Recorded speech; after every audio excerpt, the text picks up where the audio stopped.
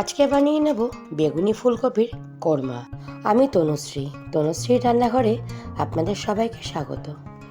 আমি বেগুনি রঙের ফুলকপি নিয়েছি, আপনারা নর্মাল ফুলকপি দিয়েও বানাতে পারেন। প্রথমে ফুলকপিটা কেটে ধুয়ে পরিষ্কার করে নেব। আমি খানিকটা বাটিতে জল বসিয়ে দিয়েছি, জলটা ফুটে এলে খানিকটা লবণ দিয়ে দিয়েছি। এবার সমস্ত ফুলকপি হালকা করে ভাপিয়ে নেব।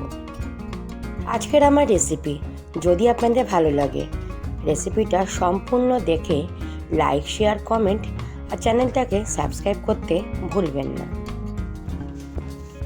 ফুলকপিটা ভাপ দেওয়া হয়ে গেছে, একটা স্ট্রেনারে জলটা ঝরিয়ে নেব। এবার কড়াইতে রিফাইন তেল দিয়ে দিয়েছি, একটা বড় সাইজের পেঁয়াজ আর 4 কোয়া রসুন আর দেবো খানিকটা কাজু বাদাম। হালকা নাড়াচাড়া করে তুলে নেব। ঠান্ডা হলে মিক্সারে বেটে নিতে হবে। এর সাথে খানিকটা মশলা আমি অ্যাড করব। দেখুন দিয়ে দিয়েছি সামরিচ, সাজিরা, দারচিনি, ছোটো এলাচ, কাঁচা লঙ্কা আর খানিকটা তিল আর দেব চারমগজ। সমস্ত মশলা ভালো করে পেস্ট করে নেব। এবার একটা ফ্রাই প্যানে খানিকটা ঘি দিয়ে নেব। ঘি গরম হলে দিয়ে দেব আগে থেকে জল ঝরিয়ে রাখা ফুলকপি দিয়ে খানিকক্ষণ নাড়াচাড়া করে হালকা লাল করে ভেজে নেব। দেখুন ফুলকপি ভাজা হয়ে গেছে। আবারও খানিকটা ঘি গরম করতে বসিয়ে দিয়েছি। ঘি গরম হয়ে গেছে, এবার দিয়ে দিয়েছি আগে থেকে বেটে রাখা মশলাটা। পুরনো বন্ধুদের অসংখ্য ধন্যবাদ আমার পাশে থাকার জন্য। নতুন বন্ধুরা যারা চ্যানেলটাকে সাবস্ক্রাইব করেননি তারা অবশ্যই আমার চ্যানেলটাকে সাবস্ক্রাইব করবেন আর পাশে থাকা বেল আইকনটা প্রেস করে দেবেন। মশলার সাথে ফুলকপি হালকা নাড়াচাড়া করে জলের বদলে আমি দুধ দিয়ে দেব। দুধ দিয়ে ভালো করে ফুটিয়ে একটা গ্রেভি তৈরি করে নেব।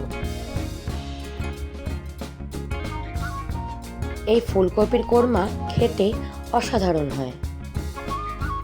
আমি কথা বলতে বলতে হাফ চামচ পরিমাণে চিনি দিয়ে নিয়েছি। চিনি দিয়েও ভালো করে নাড়াচাড়া করে মিশিয়ে নেব।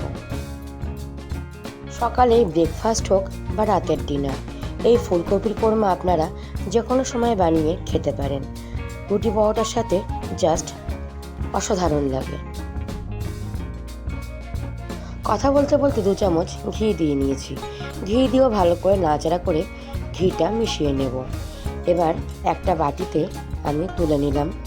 তুলে নিয়ে দিয়ে দেবো 1 চামচ পরিমাণে কাসুরি মেথি। কাসুরি মেথি দিয়ে ভালো করে নাড়াচাড়া করে ঢাকা দিয়ে আধ ঘন্টা মতন রেস্টে রেখে দেবো।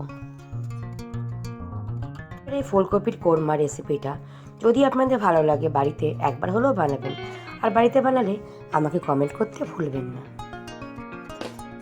আপনারা সুস্থ থাকবেন আর ভালো থাকবেন।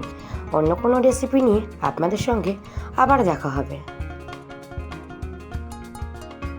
টাটা বন্ধুরা।